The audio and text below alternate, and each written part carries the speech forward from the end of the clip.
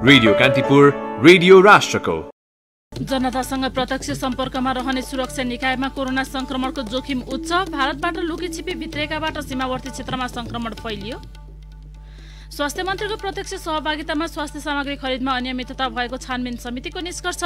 सार्वजनिक खरिदका लागि गठन गरिएको समिति नै ऐन अनुकूल नभएको ठहर। कोभिड-19 का कारण वैदेशिक व्यापार खुम्चियो। थोक तथा खुद्रा व्यापारको आर्थिक वृद्धि ऋणात्मक हुने जोखिम बढ्दो। चीनको छेङदू स्थित वाणिज्य दूतावासबाट अमेरिकी कूटनीतिज्ञहरू फर्कने क्रम सुरु। दूतावास पूर्ण रूपमा बन्द गर्ने मिति भने अझै अनिश्चित। र युभेन्टसलाई कीर्तिमानी 36औं पटक सिरिया फुटबलको उपाधि। म्यान्चेस्टर युनाइटेड र चेल्सी आसन्न च्याम्पियन्स लिगका लागि छनौट।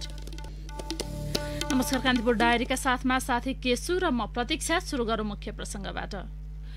जनतासँग प्रत्यक्ष सम्पर्कमा रहने नेपाल प्रहरी र सशस्त्र प्रहरीका कनिष्ठ तहका प्रहरीहरूमा कोरोना संक्रमण बढ्दै गएको छ। हिजो मात्रै प्रहरी प्रधान कार्यालयको सवारी महाशाखाका 5 चालक, अन्य शाखा अन्तर्गतका 3 चालक, संचार निर्देशनालयको मेसमा कार्यरत 1 सहयोगी सहित 2 प्रहरी तथा डीआईजी र एसएसबीका 2 निजी चालक गरी 13 जनामा संक्रमण पुष्टि भएको छ। हिजै प्रदेश प्रहरी कार्यालय विराटनगरका 19 र पछिल्लो एक सातामा झापाको काकटभिट्टा स्थित सीमा सुरक्षा बेस क्याम्पमा कार्यरत 20 जनामा संक्रमण पुष्टि भएको थियो। शनिबार मात्रै इलाममा कार्यरत सशस्त्रका 5 र प्रहरीका 1 जनाको पीसीआर रिपोर्ट पोजिटिभ आएको थियो। प्रहरी प्रधान कार्यालय भित्रकै हवलदार मुनिका प्रहरीमा संक्रमण देखिएपछि सवारी महाशाखा र संचार निर्देशनालयलाई सील गरिएको छ भने त्यहाँ कार्यरतलाई आइसोलेसनमा राखिएको छ। संचारको मेसमा अन्य शाखाबाट पनि खाजा खान जाने र त्यहाँ कार्यरतहरूको सम्पर्क अन्य प्रहरीसँग पनि हुने भएकाले प्रहरी प्रधान कार्यालय भित्र संक्रमण फैलिन सक्ने जोखिम बढेको छ। एक उच्च प्रहरी अधिकारीले चालकहरू यात्रा गरिराख्ने र धेरैको सम्पर्कमा पुग्ने भएकाले अवस्था गम्भीर भएको बताए।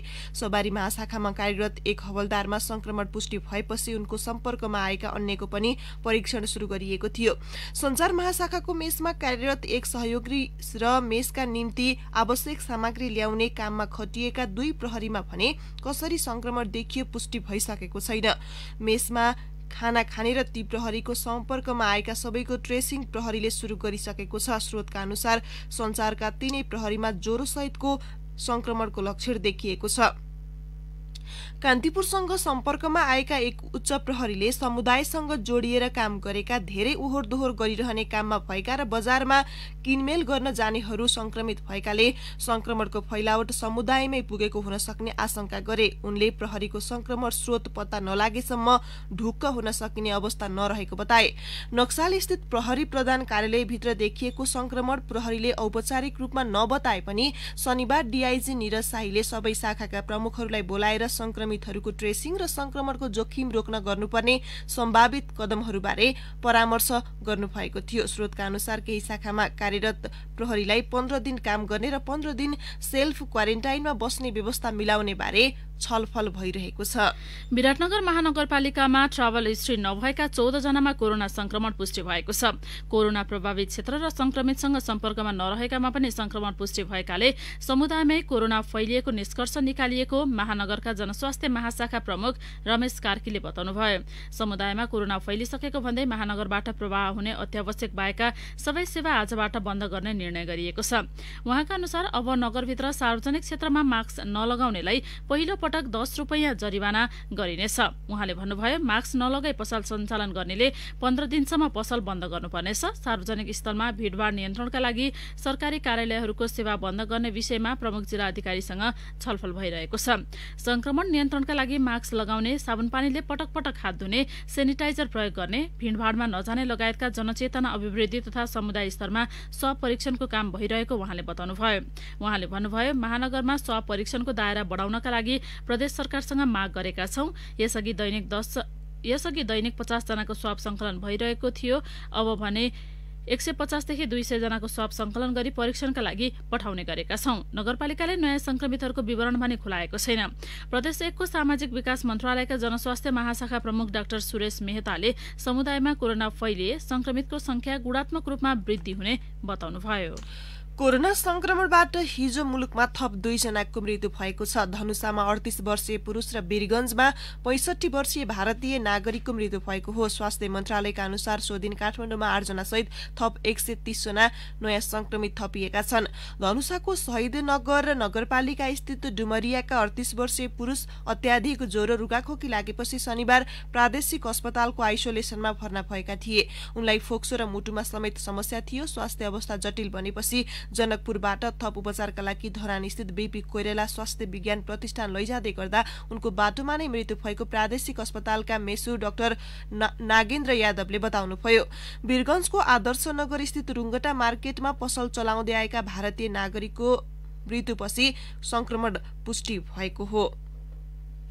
गत असार 31 मा वीरगञ्जको नारायणी अस्थायी कोरोना अस्पतालमा वर्षका 2 जना संक्रमित मात्र थिए। पालिकाहरूका क्वारेन्टिन पनि खाली हुने क्रममा थिए। असार अन्त्यसँगै जिल्ला कोरोना मुक्त हुनेमा सरकारी अधिकारीहरू आशावादी थिए। तर पछिल्ला 10 दिनमा जिल्लामा उल्टै 85 जना संक्रमित थपिएका छन्। सरकारले आफै पैसा तिरेर पीसीआर परीक्षण गराउन सक्ने नियम ल्याएपछि पर्सामा संक्रमितको संख्या बढ्न थालेको हो। 4 दिन यता वीरगञ्जमा 3 संक्रमितको मृत्यु भइसकेको छ। कोरोना अस्पतालमा भर्ना भएका 4 संक्रमित आइसियूमा उपचार छन्। विभिन्न पेशा व्यवसायका व्यक्तिसँगै 5 जना थुनुवा र वीरगञ्जका 2 जना चिकित्सक समेत संक्रमित भएका छन्। कुनै ट्राभल हिस्ट्री नभएका विभिन्न व्यक्तिमा संक्रमण देखिन थालेपछि वीरगञ्जमा त्रास फैलिएको छ। वीरगञ्जसँग सीमा जोडिएको भारतको रक्सोल आसपासका क्षेत्रमा पनि संक्रमण व्यापक छ। साउन 7 बाट सरकारले लकडाउन खोले पनि भारतसँगको तोकिएको नाका बाहेक आवागमन बन्द नै राख्ने निर्णय गरेको थियो। तर लुकीछिपी भारतीय कामदार भित्राएर यहाँका उद्योगले काममा लगाएको पाइएको छ। उनीहरूबाटै वीरगञ्ज र आसपासका क्षेत्रमा संक्रमण फैलिएको सहायक प्रमुख जिल्ला अधिकारी ललित कुमार बस्नेतले बताउनुभयो। उहाँले भन्नुभयो, तोकिएका नाकाबाट भित्रिएकालाई 14 दिन क्वारेन्टिनमा राखेर पीसीआर परीक्षणमा नेगेटिभ आए मात्र घर जान दिइएको थियो। उनीहरूबाट कोरोना फैलिएको होइन, लुकीछिपी भित्रिएकाबाट फैलिएको देखिन्छ। चैतमा लकडाउन हुँदा घर फर्किएका भारतीय कामदार लकडाउन खुकुलो भएसँगै 12 पर्सा कोरिडोर उद्योग सञ्चालन भएपछि फर्किएका हुन्। सहायक प्रमुख जिल्ला अधिकारी बस्नेतले भन्नुभयो, एउटा सिमेन्ट उद्योगमा 160 जना भारतीय कामदारलाई लुकाएर ल्याइएको छ। भारतीय कामदार भएको त्यस्ता उद्योगलाई सील गरेर उद्योगिकी खर्चबाट उनीहरूको पीसीआर परीक्षण गरिनेछ। निषेधाज्ञा अघिसम्म वीरगञ्ज बजारमा पसल हुने भारतीय पनि बिहान रक्सोलबाट आएर दिनभरि पसल चलाउने र साँझ घर फर्किने गरेका थिए। ट्रान्सपोर्ट व्यवसायी किरण कटवालले भन्नुभयो, यहाँका 2 दर्जन भन्दा बढी ट्रान्सपोर्टमा रक्सोल र आसपासका भारतीय कामदार कार्यरत छन्। निषेधाज्ञा लाग्नु 1 दिन अगाडिसम्म उनीहरू बिहान ट्रान्सपोर्टमा काम गरेर साँझ फर्किने गरेका थिए। गत साउन 7 गते सुखा बन्दरगाहमा कार्यरत 2 जना कर्मचारी र 1 जना ट्रक चालकमा कोरोना पुष्टि भएको थियो। यसैबीच स्वास्थ्य कर्मी, कर्मचारी र बिरामीमा कोरोना देखिएपछि वीरगञ्जका 3 अस्पतालले शनिबारदेखि आकस्मिक बाहेक सबै सेवा बन्द गरेका छन्। वीरगञ्ज हेल्थ केयर र एडभान्स मेडिकेयरका उपचाररत बिरामीमा कोरोना पाइएको थियो।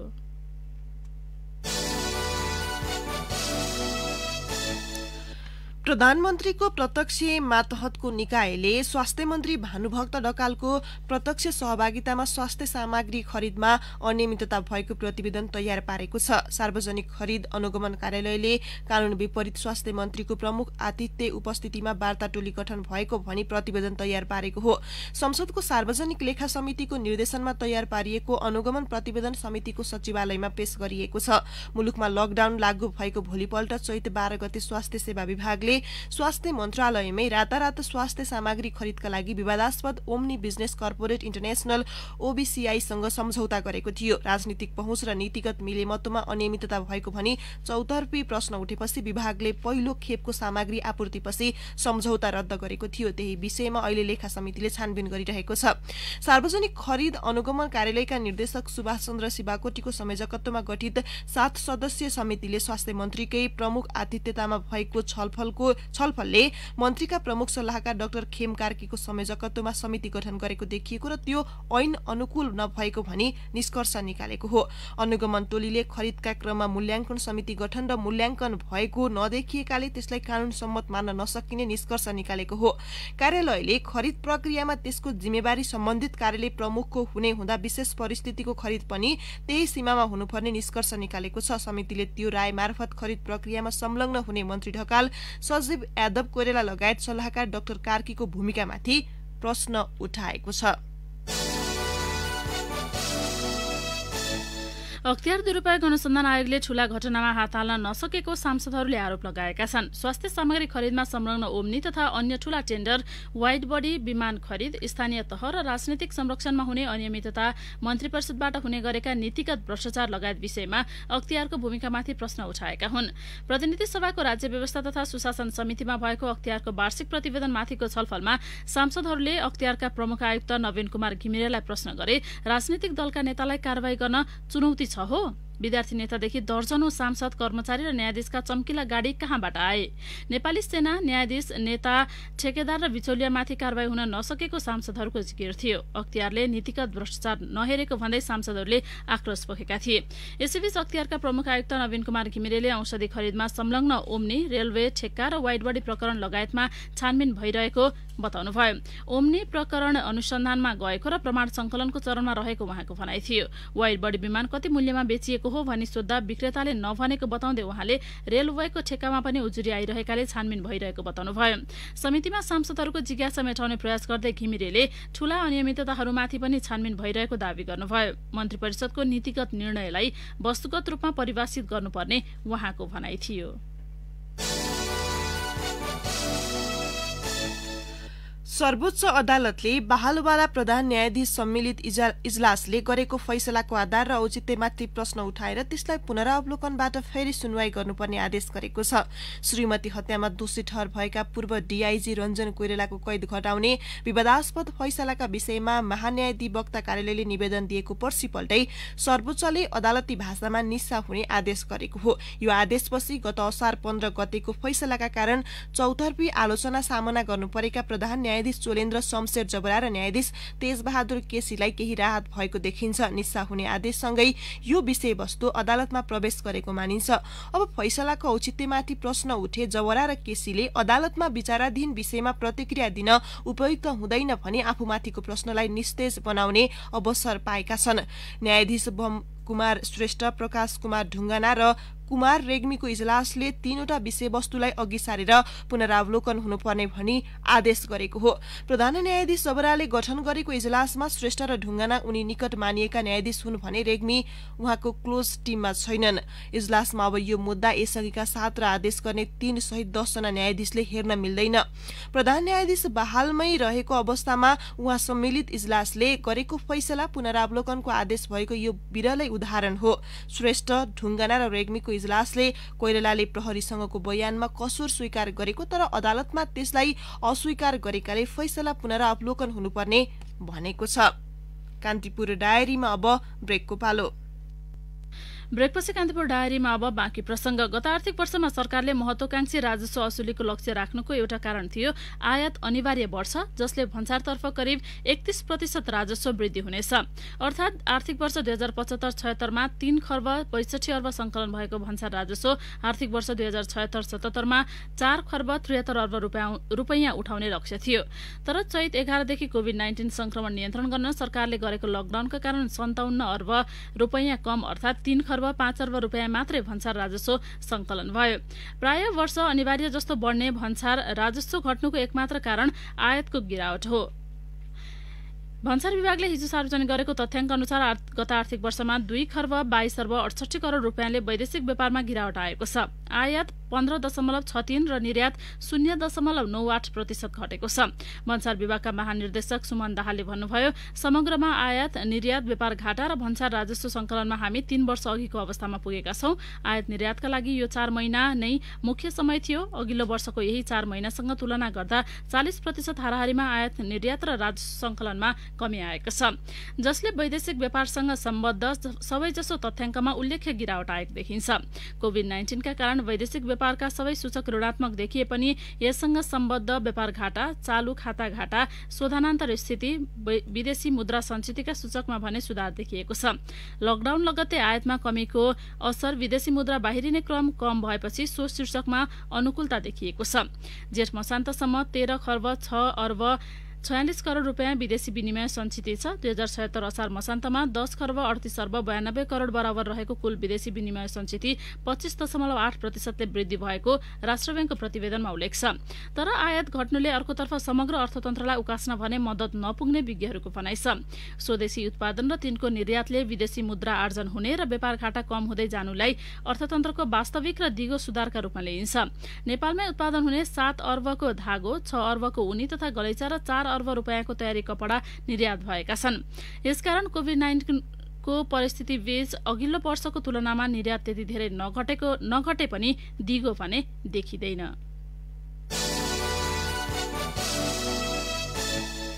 अब पालो कान्तिपुर सविस्तारको।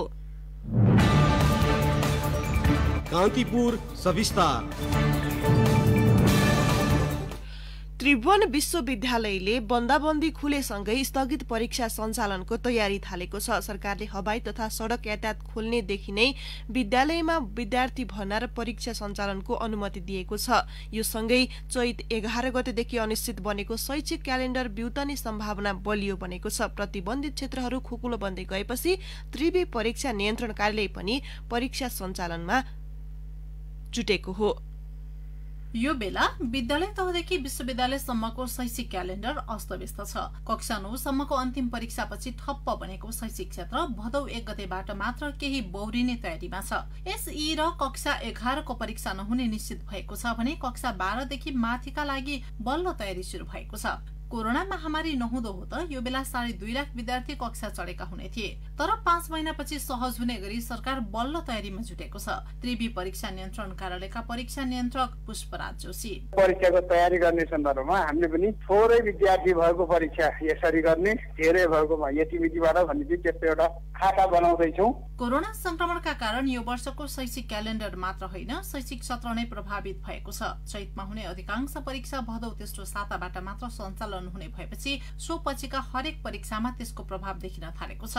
कोरोना महामारीले स्नातकोत्तर तहको प्रथम, स्नातक तहको दोस्रो र विभिन्न तहका सेमेस्टर प्रणालीका परीक्षा रोकिएका छन्। तिनै प्रभावित परीक्षा सञ्चालनका लागि त्रिवी जुटेको हो। सेमेस्टर प्रणालीको भदौ दोस्रो साता र वार्षिक परीक्षा असोजमा गर्ने त्रिवीको तयारी छ। पुनः परीक्षा नियन्त्रक जोशी हाम्रो भाद्रको दोस्रो हप्तापछि सेमेस्टरवाला हुन्छ र एनुअल सिस्टमको हामीले आश्विन महिनामा सुरु गर्छौँ। सुरक्षाका मापदण्ड अपनाउनै पर्यो, आउनलाई गर्नु पर्यो, आइसकेपछि गर्नु पर्यो। असारपछि अधिकांश स्कुलहरूले भर्चुअल कक्षा सञ्चालन गरिरहे पनि खाली पेटले काम गर्न नसक्ने भन्दै शिक्षकहरू आन्दोलनमा उत्रिएका छन्। विद्यार्थी होल्ड गराउँदै पठन पाठनको बानी कायमै राख्न उनीहरू सफल भए पनि गुनासो सम्बोधन भने सरकारले गरिदिएको छैन। कोरोना संक्रमणको दर अझै बढ़िरहेकाले विद्यार्थीका माझ बसेर औपचारिक रूपमा अध्यापन कार्य गराउने सम्भावना पनि तत्काल छैन। तर परीक्षाका लागि त कक्षा कोठा छिर्नै पर्ने हुन्छ। संक्रमणको दर बढ़िरहेका बेला विद्यालय विश्वविद्यालयले परीक्षा सञ्चालनका लागि विभिन्न विधि अपनाउनै पर्नेछ। त्रिवीले परीक्षा सञ्चालन गर्दा विद्यार्थीलाई पाएक पर्ने क्याम्पसमा परीक्षा केन्द्र राख्ने जनाएको छ। शिक्षाविद प्राध्यापक डाक्टर गणेश सिंह कोभिड-19 ले पारेको असर पूर्ति गर्न विधामा कटौती गर्न सकिने बताउनुहुन्छ। परीक्षाहरू ढिला हुने, ढिला रिजल्ट हुने चाहिँ पहिलादेखि नै हो। समय नहुने त छँदै थियो। त्यसमा झन् यो कोभिडले गर्दाखेरि पढाइ तिनीहरू सबै पछाडि धकेलिहाल्यो। अझ बढी असर पारेको चाहिँ हो। यसलाई मेन्टेन गर्नको लागि बिदाहरू अलिक घटाउने, छुट्टीहरू अलिक कम गरेपछि अलिक पढाइ बढी होला। त्यसरी मेन्टेन गर्ने ठाउँहरू कहाँ कहाँ छ त्यसलाई खोजेर गर्नुहुन्छ कि? आन्तरिक मूल्याङ्कनका आधारमा एसई र कक्षा 11 का विद्यार्थीको अन्तिम नतिजा प्रकाशनको तयारी भइरहेको छ। कक्षा 12 सम्मलाई विद्यालय तह माने पनि शिक्षाको फलामे ढोकाको रूपमा रहेको एसई को परीक्षा भने स्थगित गर्न सरकारवालालाई कठिन प्राय थियो, जुन कोरोनाले सहज बनाइदिएको छ। आन्तरिक मूल्याङ्कनका आधारमा एसई र कक्षा 11 को नतिजा प्रकाशनको अन्तिम तयारी छ। तर माध्यमिक शिक्षाको अन्तिम खुड्किलो रहेको कक्षा 12 को परीक्षा भने जुनसुकै शर्तमा सञ्चालन गराउनु पर्नेछ। राष्ट्रिय परीक्षा बोर्डका अध्यक्ष चन्द्रमणि पौडेल कक्षा 12 को पेटमा जस्तै गरी परीक्षा हुन्छ। असोजको पहिलो दोस्रो हप्तामा लिने गरी तयारी थालेका छौँ। चैत्र 11 गते सरकारले लकडाउन सुरु गरेको दिन नेपालमा कोरोना संक्रमितको संख्या 2 जना थियो। स्वास्थ्य तथा जनसंख्या मन्त्रालयको तथ्याङ्क अनुसार आइतबारसम्म 18,613 पुगेको छ। कोरोना संक्रमणको दर कम भएको भन्दै सरकारले लकडाउन खोलेपछिको अवस्थामा संक्रमण समुदाय स्तरमा फैलन थालेको छ। राजविराज, वीरगञ्ज र विराटनगर बढी जोखिममा देखिएका छन्। यो क्रम अन्य हुने क्षेत्रमा समेत फैलिए भदौ 1 गतेबाट सुरु गर्ने भनिएको शैक्षिक गतिविधि के होला त? ढुक्क हुने अवस्था अझै छैन। रेडियो कान्तिपुरका लागि पार्वता चौधरी। कान्तिपुर सविस्तार।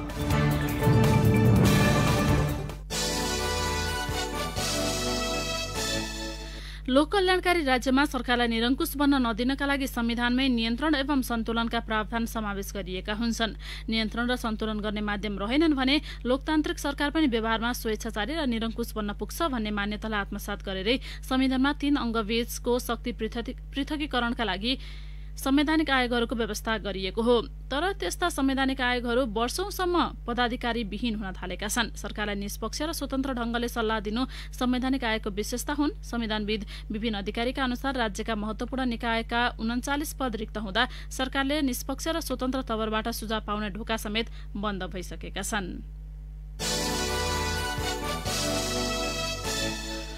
अमेरिकी सहयोग निकाय मिलेनियम च्यालेन्ज कर्पोरेसन एमसीसी सँगको सम्झौता कार्यान्वयनलाई लिएर अमेरिकाले फेरि चासो व्यक्त गरेको छ। नेपालस्थित अमेरिकी राष्ट्रदूत ऱ्यान्डी बेरीले हिजो उपप्रधान तथा रक्षा मन्त्री ईश्वर पोखरेललाई भेटेर सम्झौता कार्यान्वयनका लागि भइरहेको ढिलाइबारे कुराकानी गर्नुभएको छ। रक्षा मन्त्रालयका प्रवक्ता सन्त बहादुर सुनारका अनुसार मन्त्रीको कार्यकक्ष सिंहदरबारमै पुगेका बेरीले एमसीसीको सहयोगका लागि धेरै देशबाट माग भइरहेको जानकारी दिँदै नेपालमा भने परियोजना कार्यान्वयनमा भएको ढिलाइबारे चासो राख्नु भएको थियो। जवाफमा उपप्रधानमन्त्री पोखरेलले सरकारले एमसीसी सम्झौतामा गम्भीर छलफल गरिरहेको उल्लेख गर्दै चिन्तित हुनुपर्ने अवस्था नरहेको बताउनु भएको थियो।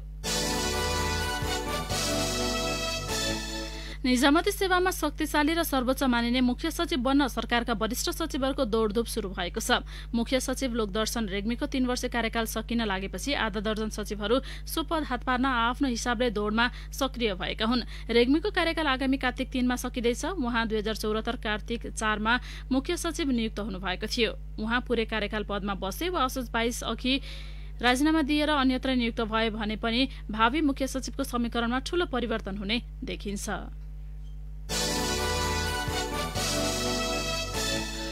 प्रतिनिधि सभाको कानून न्याय तथा मानवाधिकार समितिले चितवन राष्ट्रिय निकुञ्जको कुसुम खोला स्थित चेपाङ बस्तीमा हात्ती लगाएर घर भत्काएको र आगजनी गराएको घटनालाई मानवता विरोधी कार्यको संज्ञा दिएको छ। बाढी पहिरो र कोरोना विपदमा वैकल्पिक व्यवस्था बिना नै जनताको घर भत्काइएको भन्दै समितिले यस्तो काम तत्काल रोक्न हिजो वन मन्त्रालयलाई निर्देशन दिएको हो। नदीजन्य स्रोतमाथिको अधिकारलाई लिएर प्रदेश र स्थानीय तहबीच उत्पन्न विवाद समाधान तथा ढुङ्गा गिटी र बालुवाको उत्खनन सम्बन्धी व्यवस्थापनका लागि संघीय सरकारले नयाँ मापदण्ड ल्याएको छ। मापदण्ड अनुसार उत्खननबाट प्राप्त राजस्वमा स्थानीय तहको 60 र प्रदेश सरकारको 40% हिस्सा हुनेछ। राजस्व संकलनको अधिकार स्थानीय तहको हुने र तोकिए अनुसारको रकम प्रदेशको खातामा जम्मा गर्नुपर्नेछ। साझा अधिकार सूचीमा रहेको नदीजन्य पदार्थको व्यवस्थापन र राजस्व बाँडफाँडलाई लिएर अस्पष्टता रहँदै आएको थियो। प्रदेशपछि नदीजन्य पदार्थ व्यवस्थापन सम्बन्धी अलग अलग मापदण्ड छन्। प्रदेशले बनाएका मापदण्डलाई कतिपय स्थानीय तहले अटेर गर्दै आएका छन्। नदीजन्य पदार्थको उत्खनन बिक्री तथा व्यवस्थापन सम्बन्धी सम्पूर्ण अधिकार गाउँपालिका र नगरपालिकाको रहने गरी सरकारले नयाँ मापदण्ड ल्याएको हो।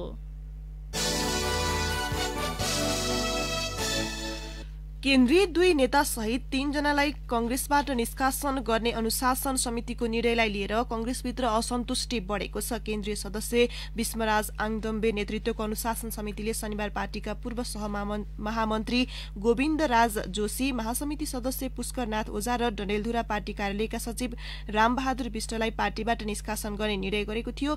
त्यसप्रति असन्तुष्टि जनाउनेहरूमा संस्थापन इतर पक्षीय नेताहरू बढी छन्। सभापति शेरबहादुर देउवा र वरिष्ठ नेता रामचन्द्र पौडेलको स्वार्थका कारण कारबाही गरिएको नेताहरूले आरोप लगाएका छन्।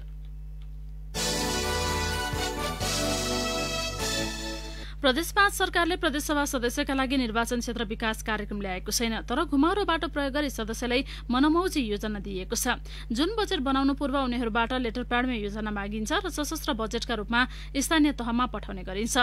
प्रत्यक्ष निर्वाचित सदस्यले आफ्नो क्षेत्रको स्थानीय तहमा सशर्तका रूपमा जाने सबै बजेट आफै पठाउँछन्। समानुपातिक सदस्यका लागि उनीहरूको रुचि र चाहना अनुसार 60 लाख रुपैयाँसम्मका योजना ल्याउने नियम बनाइएको छ। कान्तिपुर डायरीमा पुनः ब्रेकको पालो।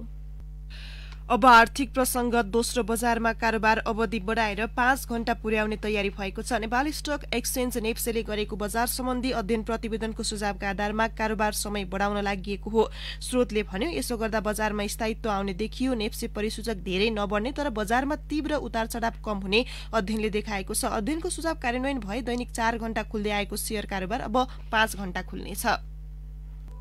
बजारमा उत्पादित वस्तुको मागमा कमी आएपछि हेटौडा औद्योगिक क्षेत्रका उद्योग पूर्ण क्षमतामा सञ्चालन हुन सकेका छैनन्। लकडाउन केही दिन अघि सकिए पनि उद्योगहरूले पुरानै लय पक्रिन नसकेको व्यवसायी बताउँछन्। लकडाउन खुल्नु अघि नै औद्योगिक क्षेत्रका सबैजसो उद्योग सञ्चालनमा आएको भए पनि बजारमा सामानको माग नहुँदा उद्योगले क्षमताको करिब आधा मात्र उत्पादन गरिरहेका छन्।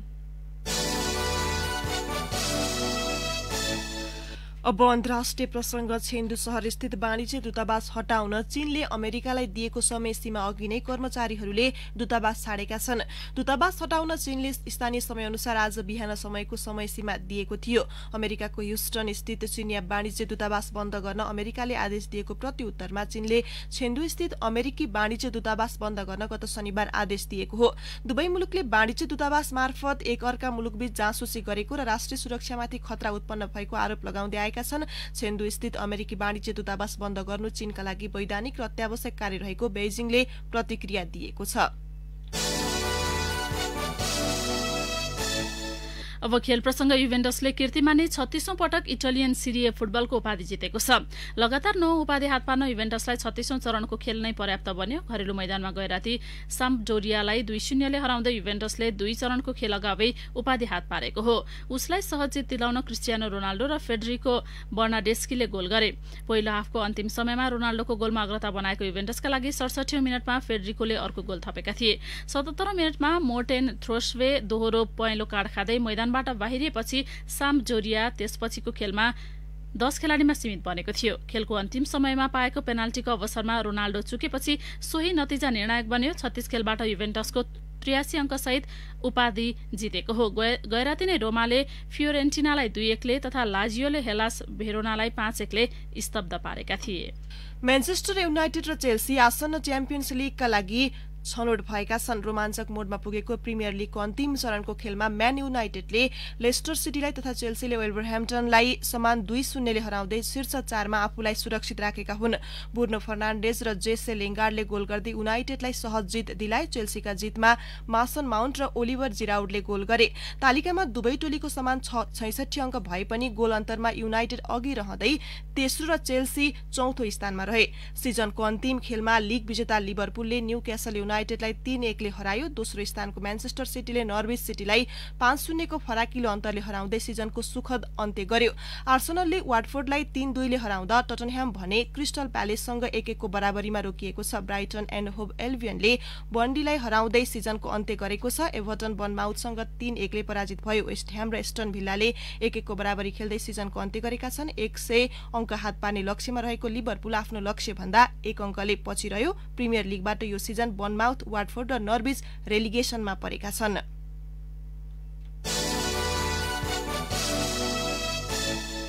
अब मौसम सम्बन्धी जानकारी। काठमाडौँ उपत्यका सहित मुलुकका अधिकांश भूभागमा आज बिहानदेखि हल्कादेखि मध्यम वर्षा भइरहेको छ। देशभर मनसुनी वायुको प्रभाव रहेको र नेपालको दक्षिणी भूभागमा नजिक मनसुन न्यून चापीय रेखा रहेकाले केही दिन मौसममा नियमित बदलाव आउने महाशाखाले जनाएको छ। केही बेर अघि 22 डिग्री सेल्सियस मापन गरिएको काठमाडौँ उपत्यकाको अधिकतम तापक्रम आज 28 डिग्री सेल्सियससम्म पुग्ने महाशाखाको अनुमान छ। सूर्योदय बिहान 5:24 भयो भने सूर्यास्त साँझ 6:56 हुनेछ। हवस्, कान्तिपुर डायरीको यो बुलेटिन अहिलेलाई यही सकिन्छ। केशु र प्रतीक्षा बिदा हुन्छौं। नमस्कार।